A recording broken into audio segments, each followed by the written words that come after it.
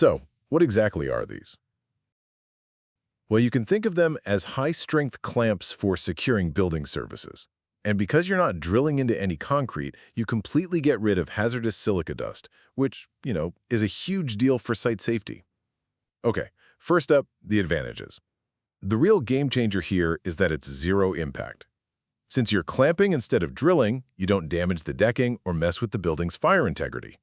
Plus, they're fully certified, quick to put in, and you don't need any specialist labor to get everything lined up perfectly.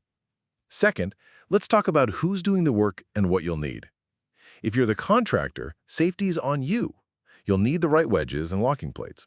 And sure, grab your tape measure, level, and spanners, but the one tool you absolutely cannot skip is a properly calibrated torque wrench. It is absolutely essential.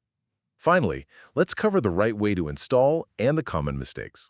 You just slide the bracket into that dovetail-shaped groove in the ceiling. Insert one side, then the other. Once it's positioned, rotate the wedge clockwise so the cams bite right into the sides of the channel for a secure hold.